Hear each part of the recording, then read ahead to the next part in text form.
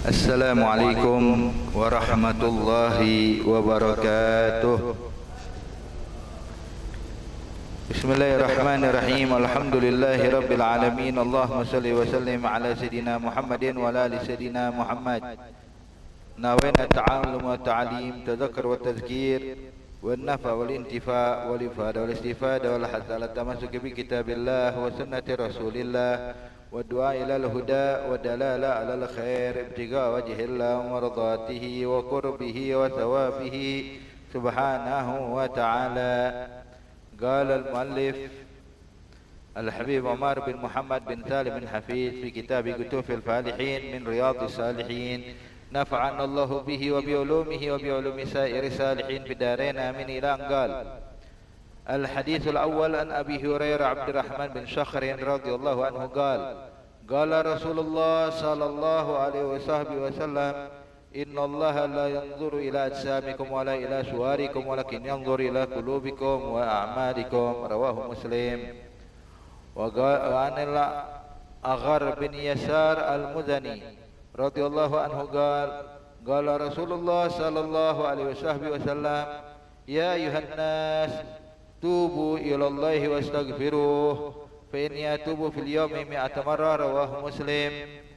وعن أبي موسى عبد الله بن قيس الأشعري رضي الله عنه عن النبي صلى الله عليه وسلم قال: إن الله تعالى يبسط يده بالليل يتوب مسيء النهار ويبسط يده بالنهار يتوب مسيء الليل حتى تطلع الشمس من مغربها. رواه مسلم. Alhamdulillah, hadirin hadirat yang dimuliakan Allah Subhanahu wa taala. Kita bersyukur kepada Allah Subhanahu wa taala yang kembali mengumpulkan kita setelah sekian lama di bulan Ramadan, kemudian juga di bulan Syawal. Kita tidak melanjutkan pelajaran kita dikarenakan adanya kesibukan dan kegiatan ibadah yang khusus pada bulan Ramadan. Dan semoga amal ibadah kita diterima oleh Allah Subhanahu wa taala, dan insyaallah Ramadan yang kemarin menjadi Ramadan yang terbaik buat kehidupan kita dan bukan Ramadan yang terakhir buat kehidupan kita. Insyaallah kita dipanjangkan usia kita dalam keadaan sehat walafiat hingga bisa masih mendapatkan Ramadan yang berikutnya, Ramadan yang selanjutnya dalam keadaan yang terbaik, dalam keadaan sehat afiat. Amin ya rabbal alamin. Dan juga tentunya kita ucapkan kepada antum sekalian minal aidin wal faizin wal maghbulin. Semoga amal ibadah kita diterima oleh Allah Subhanahu wa taala. Alhamdulillah, saat ini setelah kita khatamkan daripada kitab Arba'in Nawawi yang dikarang oleh Imam Nawawi, maka sekarang kita masuk kepada kitab Kutuful Falihin. Sebenarnya asal atau asli ini kitab adalah kitab Riyadhus Shalihin. Kitab Riyadhus Shalihin juga karangan Imam Nawawi. Cuma dikarenakan kitab Riyadhus Shalihin itu begitu tebal dan banyak, isinya terdapat ribuan hadis di dalamnya, dan terkadang dalam satu bab terdapat beberapa hadis yang mirip. Maka kita ambil sekarang ini ringkasan daripada Riyadhus Shalihin. Jadi diringkas Riyadhus Shalihin yang tebal diringkas menjadi kitab Kutuful Falihin, yang kebetulan yang meringkasnya adalah guru kami Al-Habib Umar bin Muhammad bin Salim bin Hafid. Beliau meringkas demi memudahkan kepada kita memahami apa yang terkandung di dalam kitab Riyadhus Shalihin tanpa banyaknya pengulangan di dalamnya. Taib, ala kulli hal. Jadi masuk kita kepada hadis pertama yang diriwayatkan oleh Abi Hurairah Abdurrahman bin Sakhr. Jadi Abu Hurairah ini Bapak Ibu sekalian adalah gelar kunyah. Nama beliau adalah Abdurrahman bin Sakhr. Beliau berasal dari Yaman.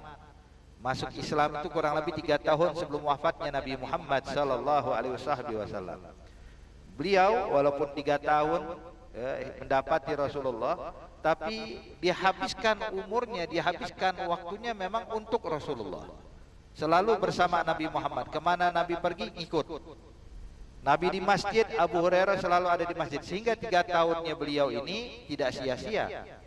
3 tahun beliau itu benar-benar mengumpulkan banyak sekali hadis-hadisnya Nabi Muhammad sallallahu alaihi wasallam. Bahkan dia termasuk muktiri, termasuk orang yang paling banyak meriwayatkan hadisnya Rasulullah. Ada Abu Hurairah. Itu ketika dikumpulkan Pak, kurang lebih itu ada 5.000 hadis atau 5.000 lebih hadis, semuanya dari Abu Hurairah. Arti 3 tahun bisa mengumpulkan ribuan hadis. Nah, ini tentunya bukan hal yang kalau kita mau ukur secara logika kita Pak. Banyak orang-orang ini, sebagian orang mungkin menganggap kok bisa sih cuma 3 tahun tapi 5.000 hadis. Sedangkan sahabat-sahabat ada yang hidup 10 tahun sama Rasulullah, 20 tahun sama Rasulullah, tapi yang diriwayatkan hadis nggak banyak. Pertama, hadirat yang dimuliakan Allah, 5.000 hadis dalam jangka 3 tahun itu sebenarnya nggak banyak, sedikit sebenarnya. Terus kenapa kok para sahabat yang hidup puluhan tahun seperti Sayyidina Abu Bakar Siddiq meriwayatkan hadis cuma sedikit, nggak banyak? Di sini perlu kita pahami hadirat yang dimuliakan Allah Subhanahu wa taala, sebab periwayatan hadis itu kan biasanya itu atau dikenalnya meriwayatkan hadis itu setelah Nabi wafat. Sebab selagi Nabi hidup nggak ada sahabat meriwayatkan hadis, kecuali cuma cerita Nabi melakukan ini, Nabi melakukan itu. Artinya nggak banyak hadirin. Tapi banyaknya periwayatan hadis ini setelah Nabi wafat. Kalau ada yang bertanya kenapa Sayyidina Abu Bakar Siddiq tidak meriwayatkan hadis sebanyak Abu Hurairah? Jawabannya adalah hadirin, Sayyidina Abu Bakar Siddiq, beliau setelah wafatnya Rasulullah sibuk menjadi khalifah. Jadi dia punya tugas memimpin tuh umat, mengatur segala macam. Hingga nggak punya kesempatan untuk meriwayatkan hadis, dia menyelesaikan problem, permasalahan ini dan itu. Jadi Abu Bakar Siddiq radhiyallahu taala anhu arda, tidak bisa kita bilang kok meriwayatkan cuma sedikit, bukan karena nggak paham hadis, bukan nggak hafal ucapan Rasulullah. Dia orang yang paling hafal ucapan Nabi. Cuma dikarenakan beliau ini punya kesibukan yang lain hingga membiarkan para sahabat-sahabat yang lain yang meriwayatkan hadis. Dan juga hadirin, begitu juga Sayyidina Umar ibn al-Khattab, Sayyidina Utsman ibn Affan, Sayyidina Ali bin Abi Thalib, dan banyak pembesar-pembesar sahabat. Kenapa? Sebab mereka ini adalah orang-orang yang punya kesibukan yang tidak sama seperti Abu Hurairah. Ya, mereka punya tugas ini, tugas itu, sehingga Abu Hurairah ini fokus dalam periwayatan hadis. Hakada. Kemudian juga hadirin, karena banyaknya, seperti ada Abu Hurairah, ada Sayyidina Abdullah bin Abbas, ada Abdullah bin Umar yang sibuk dalam meriwayatkan hadis ini, maka pembesar-pembesar sahabat merasa cukup dengan keberadaan mereka. Jadi nggak perlu lagi kita mau meriwayatkan hadis, sudah banyak kok. Udah banyak, ibaratnya kalau seandainya pengajar kitab fikih di Masjid As-Salam ada 4 orang semuanya ngajarin fikih, lalu buat apa saya ngajarin fikih juga? Udah cukup dari yang lain, selesai. Begitu juga dengan hal yang lain hadirin. Nah, begitulah pandangan sahabat. Nah, kita kembali kepada Abu Hurairah. Kok bisa sih 3 tahun tapi meriwayatkan 5.000 hadis? Begini hadirin. Kan tadi kita bilang Abu Hurairah ini yang menghabiskan waktunya bersama Rasulullah dari mulai subuh sampai malam. Hidup terus sama Nabi Muhammad. Pokoknya berpisah kalau Nabi masuk rumah. Kalau Nabi keluar rumah, ditempel oleh Abu Hurairah, nggak mau ketinggalan. Sebab Abu Hurairah ini datang ke Madinah tidak punya pekerjaan, dia hanya sibuk memang niatnya untuk belajar Islam dari Nabi Muhammad. Makanya bisa kita bilang tuh Abu Hurairah bersama 70 sahabat atau 80 sahabat yang dikenal dengan Ahlus Suffah. Mereka ini Ahlus Suffah hadirin, kurang lebih ada 80 sahabat Nabi. Mereka nggak punya tempat tinggal, nggak punya pekerjaan. Kenapa? Mereka adalah orang yang memang menghabiskan waktunya hanya untuk nuntut ilmu pada Rasulullah. Mungkin ibaratnya kayak anak pesantren hadirin. Pesantren udah sibuk ta'lim aja kerjaannya. Kemana Nabi pergi ngikut.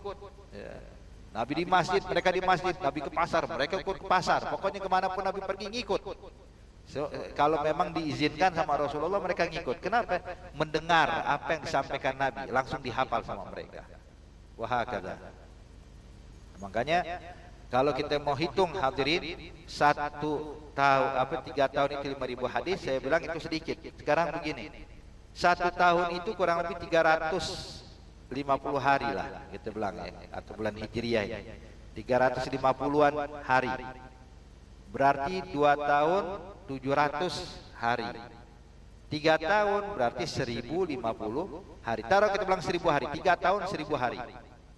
Berarti 5000 hadis, 5000 dibagi 1000 cuma 5. Seakan-akan Abu Hurairah yang hidup sama Nabi dari mulai subuh sampai ke malam sehari cuma dapat 5 hadis. Kira-kira 5 hadis sedikit apa banyak dalam sehari 24 jam? Sedikit, hadirin. Kita aja nih kalau jalan nih, jalan bersama guru kita, perjalanan dari mulai pagi sampai malam.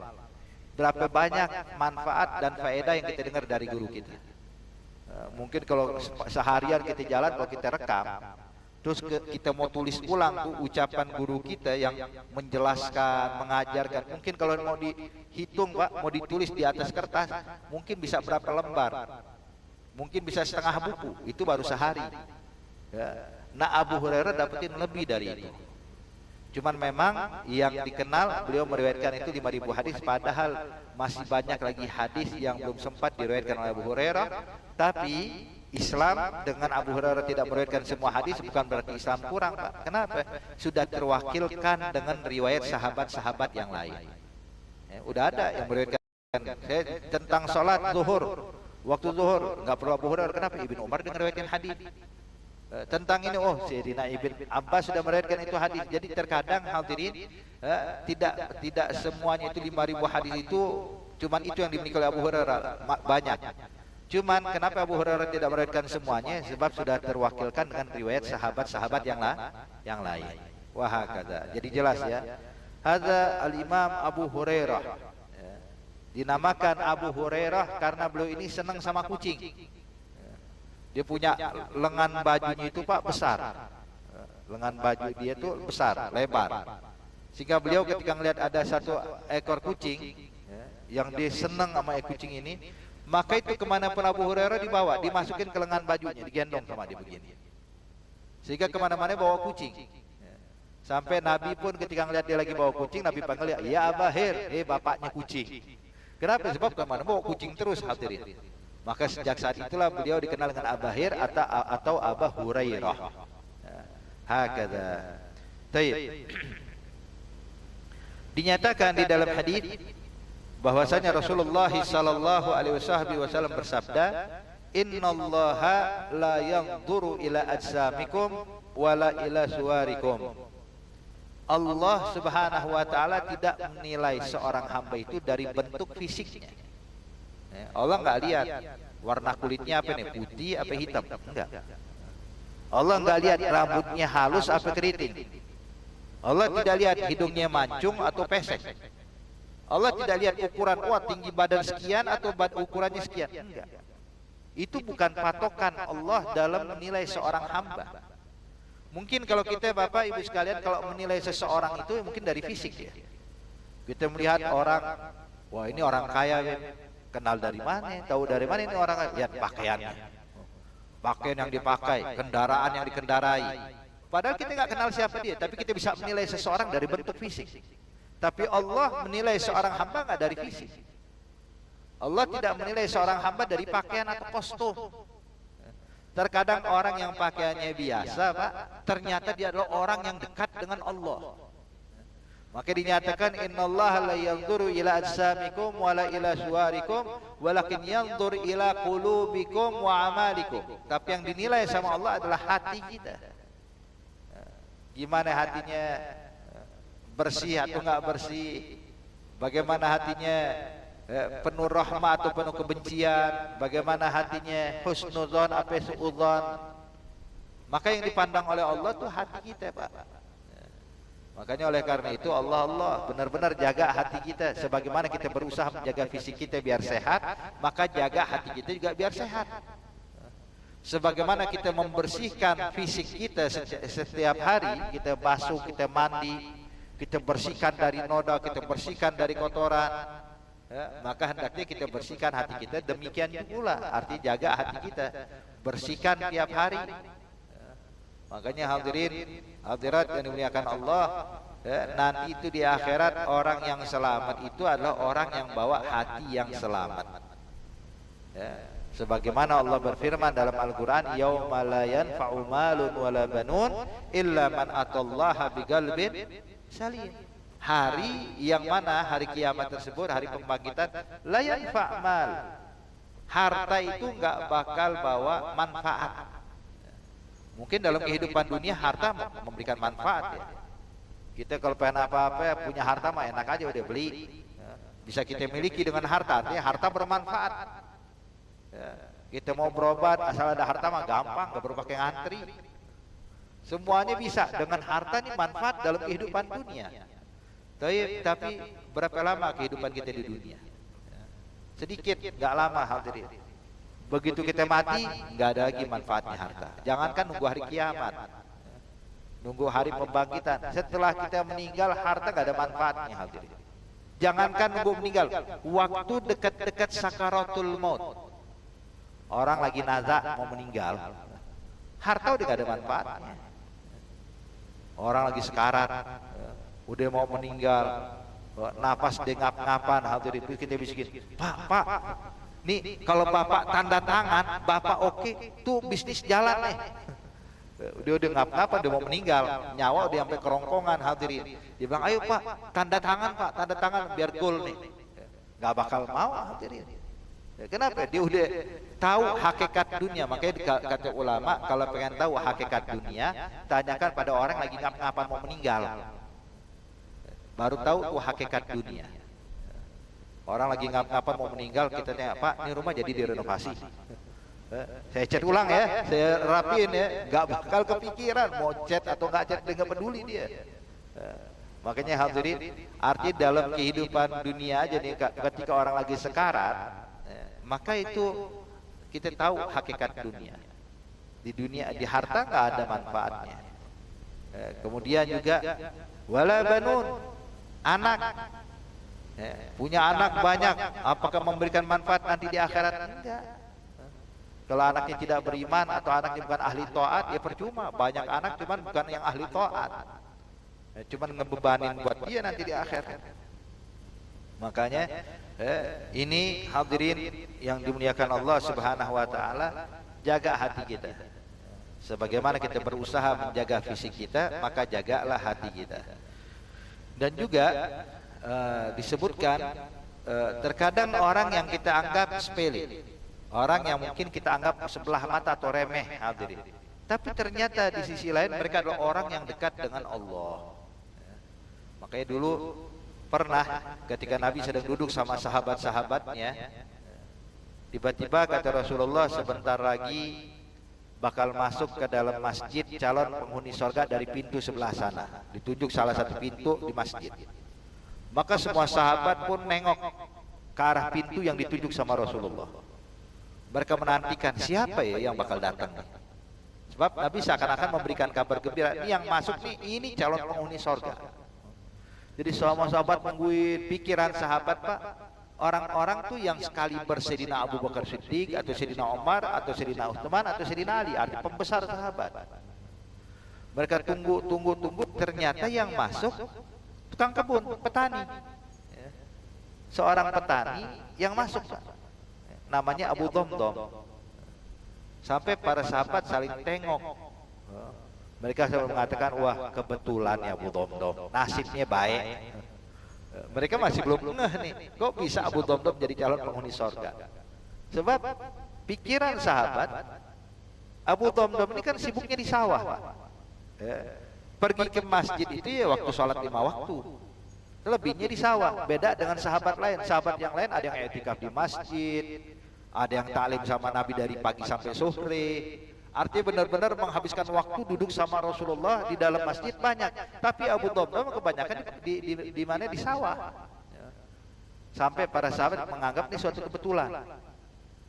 Nabi waktu melihat para sahabat masih belum paham, keesokan harinya di waktu yang sama Nabi pun kembali mengatakan, sebentar lagi bakal masuk calon penghuni surga dari pintu sebelah sini. Semua sahabat nengok lagi, Pak, nungguin lagi. Ditunggu-tunggu, subhanallah, yang masuk Abu Dhamdham lagi. Petani. Sahabat saling beranggapan, Kebetulan mungkin aja 2 kali. Emang nasibnya baik banget nih Abu Dhamdam. Nabi melihat para sahabat masih belum paham. Keesokan harinya Nabi kembali mengatakan, sebentar lagi bakal masuk dari pintu sebelah sini calon penghuni sorga. Semua sahabat nengok ke arah pintu tersebut sambil berharap semoga bukan Abu Dhamdam. Kenapa Abu Dhamdam petani? Masa iya petani masuk sorga begitu aja ngalahin yang lain? Akhirnya ternyata yang masuk Abu Dhamdam lagi, hadirin. Di sini baru paham para sahabat, pasti ada yang disembunyikan Abu Dhamdam dari kita. Maka ketika diselidiki dan diusut, ditanya kepada Abu Dhamdam, hadirin, Abu Dhamdam bilang, sebenarnya ibadah yang saya lakukan seperti yang kalian lihat. Mungkin kalian lebih banyak ibadahnya dari saya. Mungkin lebih banyak sholatnya, lebih banyak puasanya, lebih banyak qiyamul lailnya. Kalau saya sibuk di sawah. Dibilang enggak, pasti ada sesuatu. Kata Abu Dhamdam, mungkin ada satu amalan. Mungkin, kata Abu Dhamdam. Apa itu? Saya ini kalau sebelum tidur, saya doa sama Allah. Dibilang, apa itu doanya ente sebelum tidur? Doa saya, ya Allah, kalau seandainya dari mulai pagi hingga malam ini ada orang yang berbuat salah kepada saya, berbuat jahat kepada saya, baik disengaja ataupun tidak disengaja, baik saya tahu ataupun saya nggak tahu, malam ini sebelum saya tidur, ana udah maafin mereka semua, ya Allah. Nggak ada satu pun yang saya tuntut, saya maafkan semuanya. Hingga tidur hatinya bersih, nggak nyimpen benci sama siapapun. Selamat hatinya. Maka ternyata itu amalan yang masukin dia ke dalam sorga. Kalau kita beda, kadang kita udah tidur di atas kasur, di samping istri kita, pasangan kita, sebelum meram, sebelum baca doa, cerita dulu sama tentang tetangga tuh, tadi tetangga kita gini banget ya, tadi di kerjaan bos saya begini banget, bawahan saya nggak nurut, terus. Jadi sebelum tidur yang kita ocehin cuman orang lain, hadirin, kesalahan orang lain, sehingga tidur tuh bawa dendam, tidur itu bawa benci kepada muslim. Yang kayak gini gimana bisa masuk surga? Makanya Allah Subhanahu wa taala menyatakan, Nabi menyatakan, innallaha la yanzur ila ajsamikum wala ila suwarikum walakin yanzur ila qulubikum. Hati kita yang dilihat sama Allah, hati kita yang dipantau sama Allah. Hakada. Dan Allah nyatakan di dalam Al-Qur'an, ya, ya'lamu kha'inatal a'yun wa ma tukhfi sudur. Allah mengetahui khainatul a'yun, mata yang berkhianat. Tahu mata yang berkhianat, memandang dengan pandangan merendahkan. Orang kalau melihat sambil memicingkan sedikit, artinya ngeremehin. Kadang dia meremehkan orang itu nggak pakai mulut, cuma pakai pandangan mata doang, cuma melirik, pulang, gitu. Itu deh, kita mungkin secara zahir mungkin nggak ngeh, hadirin. Tapi Allah tahu ini mata yang berkhianat. Wa ma tukhfi sudur, dan apa yang tersembunyi dalam hati kita itu Allah tahu. Kalau saya dan Bapak juga Ibu sekalian yang hadir sekarang ini, kita nggak bisa saling dengar apa ucapan hati kita masing-masing. Saya yakin nih mulut Bapak dan Ibu semuanya diam, tapi hatinya lagi ngomong nih semuanya, lagi ngoceh nih. Bu begini begitu semuanya, iya. Nah, saya nggak bisa dengar, tapi Allah dengar. Allah melihat apa yang kita bicarakan, apa yang kita niatkan, semua dipantau oleh Allah. Dulu pernah, hadirin, ada seorang ulama namanya Imam Junaid Sayyidut Taifah. Al-Imam Al-Junaid orang saleh, ahli ibadah, orang yang taat sama Allah. Jadi ketika suatu hari, Pak, ketika dia sedang mengajar di dalam masjid, maka dia memberikan kesempatan kepada para jamaah, ada yang pengen nanya atau enggak. Afikum soal, ada yang punya pertanyaan. Ada satu pemuda di belakang angkat tangan. Ana ya Imam Junaid, ana. Saya ya Imam Junaid, saya. Maka Imam Junaid mempersilahkan, tafadhol. Ternyata ini pemuda, waktu Imam Junaid bilang tafadhol silahkan, dia nggak nanya, Pak. Dia berdiri, jalan menuju dan berdiri di samping Imam Junaid. Imam Junaid lagi ngadep jamaah, tahu-tahu ini orang maju diri di sampingnya. Imam Junaid bingung, ada apa ini pemuda, mau ngomong apa dia? Tahu-tahu ini pemuda bilang, ayuhan nas, saya ini orang miskin, udah berapa hari gak makan, tolong bantu saya, yang mau sedekah saya terima, yang mau ngasih hadiah saya terima. Jadi mohon nanti habis majelis yang mau ngasih bantuan saya tunggu di belakang sono. Imam Junaid lihat kayak begini kaget, Pak. Kata Imam Junaid, ngelihat nih pemuda, dia bilang, ya Allah, ini masih muda, kenapa mengemis? Coba dia kerja, bisa kok dapat nafkah, bisa dia dapat uang, gak usah mengemis. Ini dalam hati Imam Junaid, Pak. Imam Junaid gak melafazkan. Imam Junaid cuma memandang, cuma hatinya ngomong kayak begitu. Setelah dia pemuda ini berangkat, Imam Junaid melanjutkan pelajaran. Malam harinya, Pak, waktu tidur Imam Junaid mimpi didatengin malaikat. Ini malaikat bawa jenazah pemuda tadi ditaruh di depan Imam Junaid. Jadi pemuda yang tadi mengemis, ya, seakan-akan sudah meninggal, digotong sama malaikat, ditaruh depan Imam Junaid. Waktu ditaruh depan Imam Junaid kaget. Dia bilang, ada apa ini? Kata malaikat, ya Junaid, makan tuh jenazah. Makan. Dia bilang, astagfirullah, saya nggak mungkin memakan manusia haram. Bangkai hewan aja haram, gimana kalau manusia? Dia bilang, ente sebab digosipin dia. Kata Imam Junaid, gosipin apa? Saya nggak gosipin tentang dia. Tadi kau ngomong dalam hatimu, coba nih pemuda kerjakan, bisa. Kalau dikerja bisa cari nafkah, kenapa harus mengemis? Kata Imam Junaid, itu kan dalam hati saya, bukan saya ucapkan dengan mulut saya. Kata ini malaikat, kalau buat ente hatta dalam hati nggak cocok ya Imam Junaid. Itu buat orang awam, gosip itu diucapkan dengan lidah, itu orang awam. Tapi orang seperti ini hatta dalam hati nggak pantas. Tahu dari mana ini malaikat? Hadirin. Ya, makanya di sini Allah membaca apa yang kita ucapkan. Makanya jangan sembarangan. Gak apa-apa deh, mumpung nggak diucapin, bebas kita nyaci maki orang dalam hati, jangan. Bagusan baca istighfar dibandingkan gosipin orang. Daripada kita suudzon sama orang, wahakadza. Innallaha la yanzuru ila samikum wala ila suwarikum walakin yanzuru ila qulubikum wa amalikum. Begitu juga yang dipandang sama Allah amal kita. Amal kita ini hadirin hadirat itu juga dipantau dan dinilai sama Allah. Salat kita Pak dilihat sama Allah. Jadi salat kita, doa kita, bacaan Quran kita itu dipantau, dilihat. Jadi bukan udah salat belum, udah kelar, enggak. Itu dari mulai takbir sampai salam itu dilihat sama Allah. Gimana salatnya, rapi enggak? Maka ada riwayat hadis hadirin, ada satu orang lagi salat sambil noleh. Lagi sholat atau ada sesuatu dia noleh ke kanan, kemudian lanjutin sholat. Waktu dia noleh itu Nabi menyatakan, ketika hamba itu sedang sholat dan dia menoleh, maka Allah berkata, gal abdi iltafatta anni, hambaku kau berpaling dariku, apakah ada yang lebih baik dariku sehingga kau harus menoleh kepadanya? Kemudian hamba itu menoleh yang kedua kali, maka Allah kembali berkata, ya abdi, engkau masih berpaling dariku, apakah ada yang lebih baik dari saya, kata Allah. Maka sampai ini orang menoleh ketiga kali. Ketika menoleh ketiga kali, Allah nyatakan, hambaku kau menoleh kepada selain aku, apakah dia lebih baik dariku? Sebagaimana engkau berpaling, aku pun juga berpaling darimu. Gak diterima sama Allah. Gara-gara noleh doang. Tuh lihat, artinya Allah pantau tuh semua sholat kita. Nah, makanya hadirin hadirat yang dimuliakan Allah Subhanahu wa taala, makanya kan di dalam Islam itu kita diajarkan ada yang namanya ihsan. Ihsan itu adalah gabungan antara Islam dengan iman. Darajatul ihsan, kedudukan ihsan itu di atasnya Islam dan iman. Islam itu praktek ibadah kita, sholat, puasa, itu Islam. Maka rukun Islam itu 2 kalimat syahadat, sholat, puasa, zakat, haji. Kalau iman, keyakinan hati, yakin akan adanya Allah, yakin adanya malaikat, yakin adanya Rasul, yakin ada kitab-kitab Allah, yakin ada hari akhir, yakin pada qada dan qadar. Artinya bagian i'tiqad. Kalau ihsan gabungan keduanya, Islam dan iman digabungkan jadi ihsan.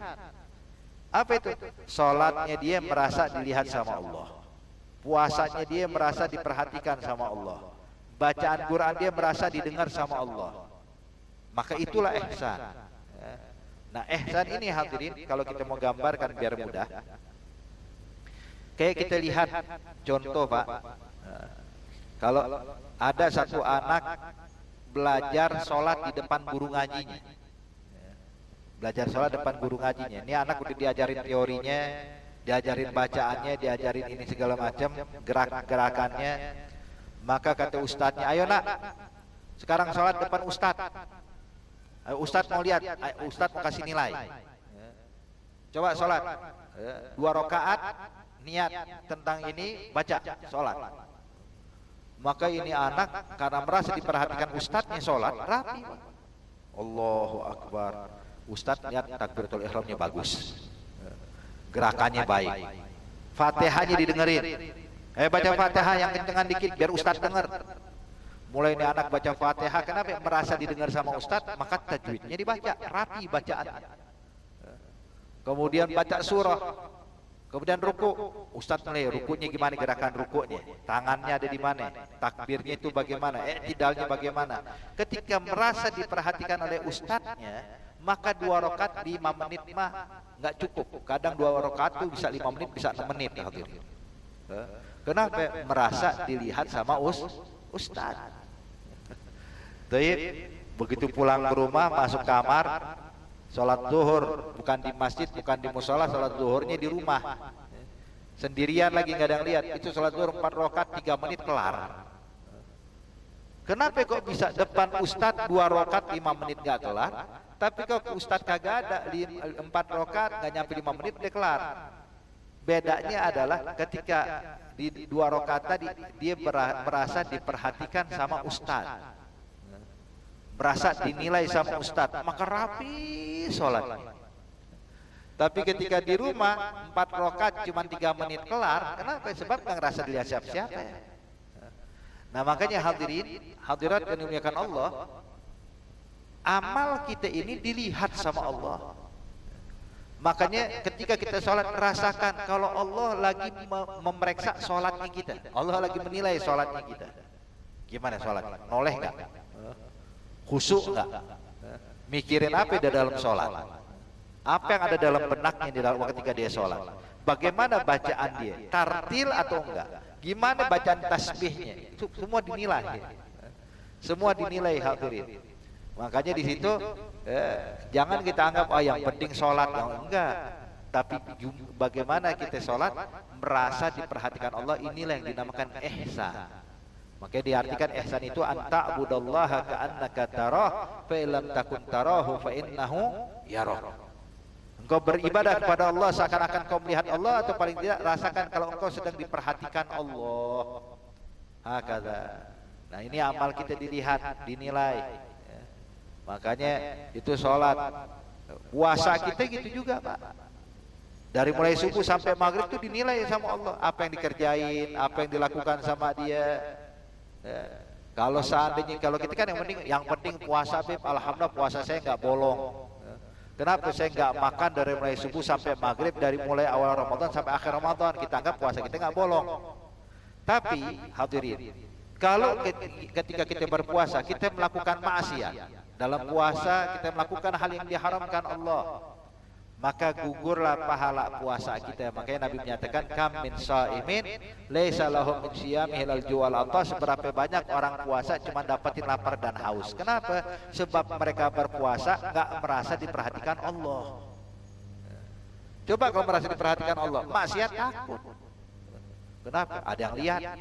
Allah melihat. Makanya kita Pak, lihat aja dalam kehidupan dunia. Mungkin kita bisa sering lihat di acara televisi atau di media sosial, ada orang yang pengen mencuri, nggak sadar ada CCTV. Begitu mulai mengambil dompet dari korbannya, begitu berhasil dompet, begitu nengok ke atas ada CCTV, lagi mantau dia. Gimana? Apa yang dilakukan sama dia? Itu dompet nggak jadi dimasukin kantong, dibuang Pak. Kenapa? Aduh, ada yang lihat. Nggak berani melakukan maksiat, padahal CCTV belum tentu hidup. Kalaupun hidup belum tentu ada yang lihat. Hadirin, takut, khawatir. Yang ada tuh dompet dibuang, terus pakai dibilang Pak dompetnya jatuh. Padahal dia yang jatuhin. Kenapa? Takut hadirin. Nah begitu juga kita kalau merasa diperhatikan Allah, pengen maksiat juga malu sama Allah.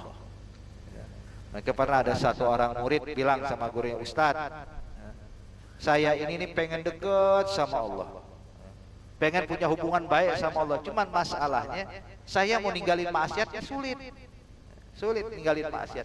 Kira-kira bisa nggak ya saya bermaksiat tapi saya bisa dekat sama Allah? Maka kata gurunya, nak, Ya.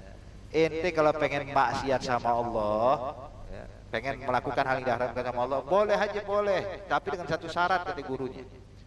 Dia bilang, apa itu Ustaz?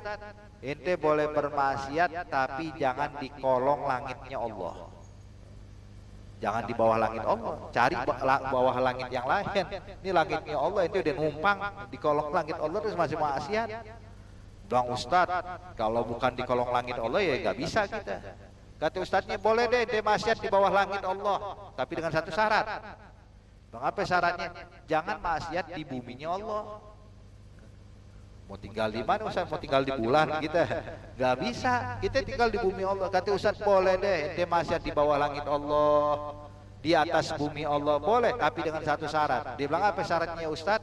Jangan makan rezeki dari Allah. Ustaz, gak mungkin, kita semua makan rezekinya Allah. Kata Ustaznya, nah ente udah bernaung di bawah langit Allah, sudah numpang di atas buminya Allah, sudah makan rezeki dari Allah, gak malu masih maksiat sama Allah? Allah lihat. Maka pernah ada sekali waktu hadirin, ada satu guru memiliki banyak murid, ada salah satu muridnya itu sangat disayang, artinya nampak betul guru ini menyayangi ini lebih daripada yang lain. Sampai murid-murid yang lain cemburu, datang kepada ini, Ustadz, Ustadz, kenapa sih ente ini lebih menyayangi dia dibandingkan kita? Kata Ustadznya, kalau kalian pengen tahu ya sudah, kalian besok saya tes, siapa yang lulus jadi murid kesayangan Ustadz. Oh baik Ustadz. Keesokan harinya Ustadznya bawa beberapa ekor burung, ya, dengan beberapa bilah pisau. Setiap murid dikasih satu ekor burung, satu bilah pisau. Kemudian Ustadznya bilang, kalau ujian dari Ustadz hari ini adalah sembelihlah burung yang ada di tangan kalian itu yang Ustadz berikan tadi, di tempat yang tidak terlihat oleh siapapun. Baik Ustadz. Satu murid pergi ke dalam gua, lihat kanan kiri nggak ada orang, disembelih. Satu lagi masuk ke dalam kamar rumahnya, dikunci itu kamar, disembelih dalam kamar. Satu lagi naik perahu, sampai di tengah-tengah sungai, ngelihat nggak ada orang, disembelih itu burung. Keesokan harinya semua murid bawa burung yang sudah disembelih, kecuali murid kesayangan Ustadz. Burung yang dikasih masih hidup, hadirin. Diejek oleh kawan-kawannya, lihat masa nyembelih burung aja kagak bisa, katanya. Dihina. Maka begitu Ustadznya datang, Ustadznya ngelihat semua murid sudah berhasil menyembelih burung kecuali murid kesayangannya. Ditanya nih yang satu-satu yang nyembelih burung tadi, ente nyembelihnya di mana? Dalam goa ya Ustadz. Ada yang lihat? Gak ada yang lihat Ustadz, saya sendiri. Ente dalam kamar ya Ustadz, saya kunci kamar saya. Bahkan orang tua saya nggak tahu saya nyembelih burung. Satu lagi dia di tengah sungai, satu lagi begini dan begitu. Kemudian Ustadz nengok kepada sang murid yang disayanginya. Terus kenapa kagak disembelih burung yang aku berikan padamu ya fulan? Bilang, ya Ustadz, kan ujian dari Ustadz, sembelihlah burung ini di tempat yang tidak dilihat oleh siapapun. Dia bilang, betul. Saya gimana nggak bisa dilihat oleh siapapun? Saya masuk goa, Allah melihat saya. Saya masuk kamar, Allah melihat saya. Saya pergi ke tengah sungai, Allah lihat saya. Maka terus terang ya Ustadz, saya nggak mampu menyembelih burung di tempat yang tidak terlihat oleh siapapun. Sebab kemanapun saya pergi, Allah menyaksikan saya. Maka sang Ustadz pun tersenyum sambil memandang wajah murid yang lainnya. Kalian sudah tahu jawabannya. Inilah yang menyebabkan Ustadz saya kepada dia lebih dibandingkan kalian. Kenapa? Merasa diperhatikan Allah. Wahakadha. Makanya hadirin, orang kalau dia merasa diperhatikan Allah, kelakuannya bakal baik. Nggak mungkin maksiat. Dahulu Syekh Abdul Qadir Al-Jailani ketika ingin berangkat menimba ilmu agama Allah, ibunya bilang, ya Abdul Qadir, ini ada sedikit uang warisan dari abahnya ente, mungkin bisa digunakan untuk kebutuhan ente belajar nanti. Cuman biar gak hilang karena dia masih kecil, Syekh Abdul Qadir masih kecil Pak, maka itu uang dimasukin ke dalam kantong dan dijahit dari bagian dalam bajunya Syekh Abdul Qadir. Bukan kantong sini, artinya dijahit di bagian dalam. Artinya ibunya tahu ente belum butuh sekarang, nanti kalau ente butuh tinggal buka aja tuh. Berangkat bersama rombongan. Ternyata di tengah jalan dihadang oleh perampok nih rombongan Syekh Abdul Qadir. Semua barang, semua harta diambil. Syekh Abdul Qadir masih kecil.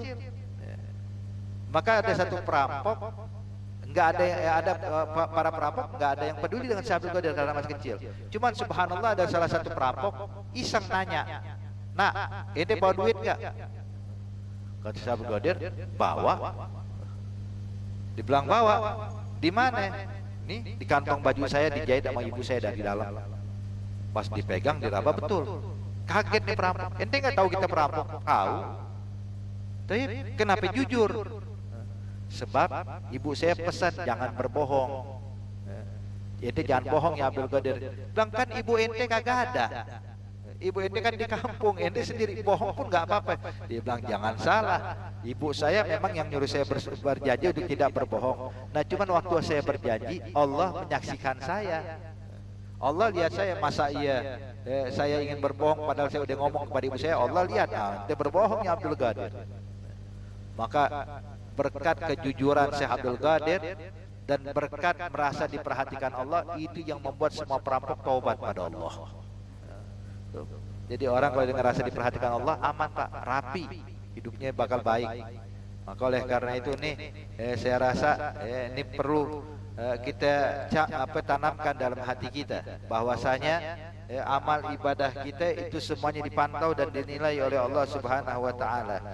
Dan juga hadirin hadirat yang dimuliakan Allah Subhanahu wa taala, bahwasanya hadis ini benar-benar harus kita jadikan patokan dalam kehidupan kita. Jadi jangan hanya terpaku dengan postur, kostum dan lain-lainnya. Cuman bukan berarti kalau gitu boleh kita ugal-ugalan aja, nggak usah pakai kostum yang baik udah. Perempuan nggak usah pakai jilbab, nggak usah pakai kerudung, yang laki-laki buka aurat. Kenapa? Allah kan nggak nilai dari pakaian, bukan itu maksudnya. Maksudnya bukan berarti kita boleh membuka aurat kita, bukan boleh kita artinya meninggalkan ajaran pakaian yang diajarkan oleh Islam. Pakai ajaran yang diajarkan Nabi Muhammad. Pakaian kita, kesibukan kita. Cuman maksudnya bahwasanya kita jangan tertipu hanya dengan kostumnya kita. Tapi yang dinilai sama Allah nih hati kita. Ya Rabb, insya Allah kalau hati sudah selamat maka semua anggota tubuh bakal selamat. Insya Allah Allah berikan taufik, hidayah buat kita semuanya. Kita bisa membersihkan hati kita. Begitu juga bisa menjadikan amal ibadah kita ini merasa selalu diperhatikan Allah. Dan kita mencapai darajatul ihsan hingga kita dikumpulkan bersama Nabi Muhammad Sallallahu Alaihi Wasallam. Amin ya Rabbal Alamin. Mungkin ini aja hadirin yang bisa Al-Fakir sampaikan. Insya Allah bisa bermanfaat buat kita. Al-Fatihah bil qabul wa tamam bil usul ma'mul. Yaghfir walidina walidikum amwatina amwatikum amwatil muslimin ajmain ala hadhihi niyyah wa kullu niyatin salihah wa ila hadratin Nabi Muhammadin sallallahu alaihi wa alihi wasallam. Al-Fatihah. Bismillahirrahmanirrahim.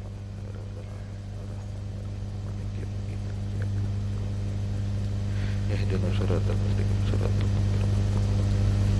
Rabbana taqabbal minna innaka antas samiul alim tub alaina innaka antat tawwabur rahim subhanakallahumma tahiyyatun fiha salam wa akhiru da'wahum alhamdulillahi rabbil alamin wassalamu alaikum warahmatullahi wabarakatuh.